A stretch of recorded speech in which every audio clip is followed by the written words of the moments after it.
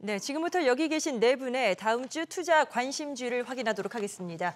관세 리스크가 계속되고 있는 가운데 업종별 이슈는 또 촘촘하죠. 아주 꼼꼼한 전략이 필요할 것 같은데요. 자, 먼저 관심주 김호영 대표부터 보여주시죠.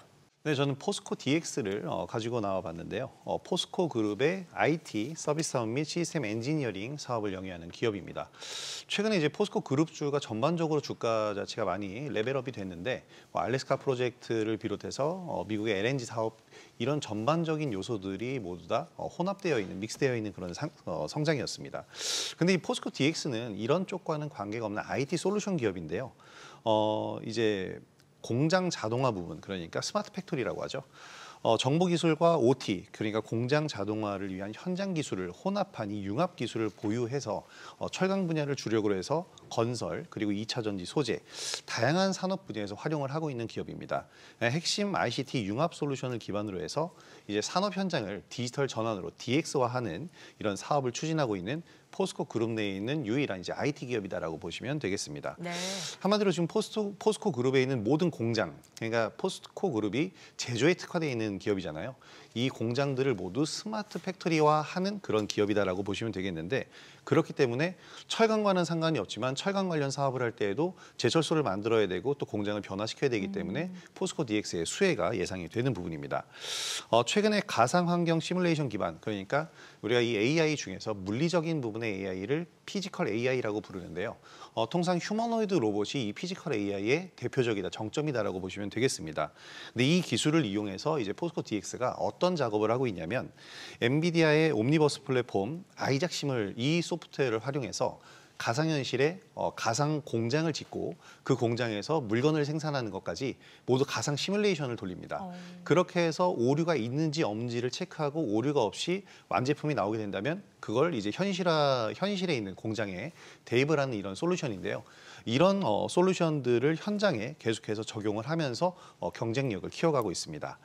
최근 이제 포스코 그룹주가 알래스카 프로젝트 수혜주로 부각이 됐는데 포스코 DX도 이런 각종 포스코 그룹의 사업 역량이 넓어질 때마다 이 수혜를 받기 때문에 스마트 팩토리의 우리나라에서 가장 강자로도 부상할 수 있는 가능성이 있겠다 보시면 되겠고요. 일단 매매 전략을 말씀을 드리면 네. 최근 바닥권에서 올라오고 있습니다. 포스코 그룹주가 전체적으로 그런데 포스코 DX의 시세는 좀 더 빠른 편이거든요.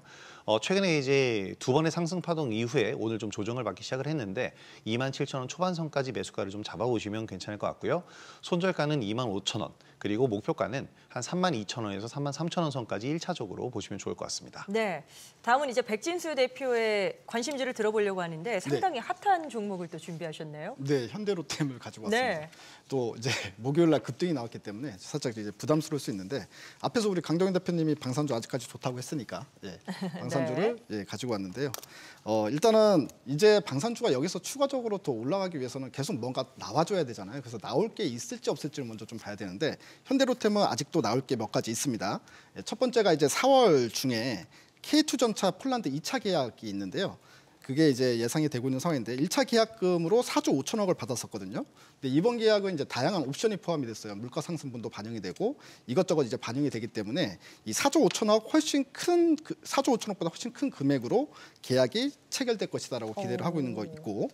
그리고 이제 두 번째는 이제 폴란드를 시작으로 이제 폴란드 주변국으로 또 이제 유럽 이 마케팅이 넓혀진다는 어떤 가능성이 있습니다. 그리고 이제 팔았으면은 정비 유지를 해줘야 되잖아요. 가서 이것도 계속 매출로 안정적인 매출로 플러스 될 수 있다라는 부분이 있고요. 이제 더 큰 거는 이제 올해부터 중동 시장 마케팅을 본격적으로 추진을 하는데 이 중동 시장에서도 좋은 성과가 상당히 기대가 되는 이유가 몇 가지 있어요. 먼저 중동은 일단 유럽과 적대적이기 때문에 유럽 업체들한테 방산을 맡기진 않을 거다. 그리고 이제 미국한테 맡길 수 있는데 미국 방산 업체들은 지금 현재 미국 거, 그러니까 미국 내수 거 하는데도 감당하기가 힘든 정도라서 수출 물량 자체가 없습니다. 그러면 중동도 자연스럽게 한국으로 올 가능성이 상당히 농후하다. 이렇게 본다면 이 앞으로도 나올 것들이 꽤 많이 있다라는 거고요. 그리고 경쟁사보다 일단 밸류 부담이 크지 않다라는 것도 상대적으로 저평가돼 있다는 것도 현대로템을 가지고 온 이유가 됐습니다. 네. 일단 투자 전략은 웬만하면 10만 원 아래에서 샀으면 좋겠어요. 10만 원 언더에서부터 계속 여러 번에 걸쳐서 떨어질 때마다 분할 매수하는 게 가장 좋을 것 같고요. 이탈가는 8만 원, 그리고 목표가는 15만 원을 제시하겠습니다. 알겠습니다. 자, 강동현 대표의 관심주로 넘어가 보겠습니다. 뭐 어떤 관련 산업 내에서 고르셨는지도 궁금한데요. 글로벌 텍스프리라고요. 세금 환급 대행업자입니다. 오, 네네. 예, 물품을 이제 구입을 하게 되면은 이 외국인 관광객들이 내국세 환급을 이제 대행해주는 사업을 하거든요. 우리도 해외 나가서 쇼핑하고 세금 환급 받지 않습니까? 예, 그거랑 같은 구조라고 보시면 됩니다. 한국의 문화 콘텐츠 인기와 함께 이 우리나라에 찾는 이 관광객 수가 빠르게 증가하고 있습니다. 코로나 이후 바뀐 해외 관광객들의 이제 소비 패턴을 보게 되면은 과거에는 명품 쇼핑을 좀 선호했다라고 하면은 지금 같은 경우는 뭐 올리브영이라든지 아니면 좀 가성비 좋은 쇼핑을 찾아왔고 그리고 피부 시술이 좀 급증하고 있다라는 게 좀 특이점입니다.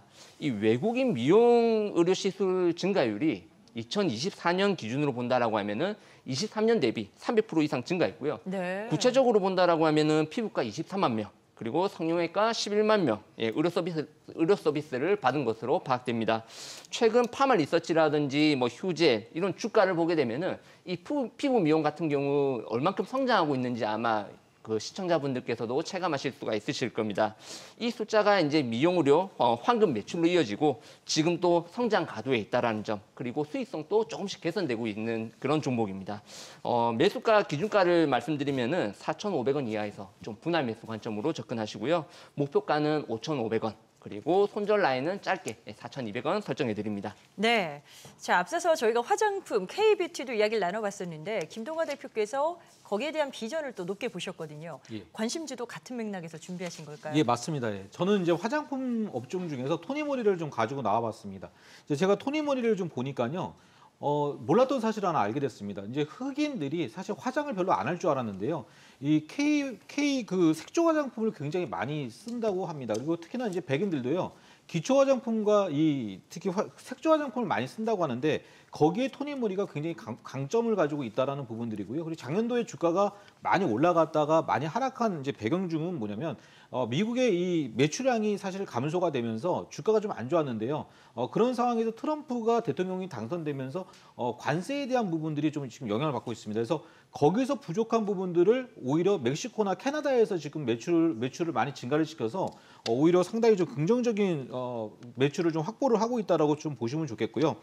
특히나 요즘에 보면 이제 화장품을 다이소에서 사시는 분들이 많이 계신데 여기 다이소에서 처음에 이제 진출을 하면서 야 이게 뭐 사업이 될까 이렇게 봤는데 이 매출액을 보니까 작년도에 한 37억 정도를 확보를 했습니다. 굉장히 좀 좋은 수치라고 좀 볼 수 있겠고요. 2024년도를 보니까 1,770억 정도의 영업이익이 한 120억 정도의 이익인데 여기서 이제 영업외 이익이 나타나면서 166억 정도의 높은 성장세를 보여줬고요. 특히나 화장품 같은 경우에는 영업이익률이 10% 이상 올라가기가 사실 좀 쉽지는 않은데 당사 같은 경우는 지금 영업이익률이 거의 한 20% 가까이 올라왔다라는 부분들은 굉장히 좀 긍정적이다. 이렇게 보시면 좋겠습니다.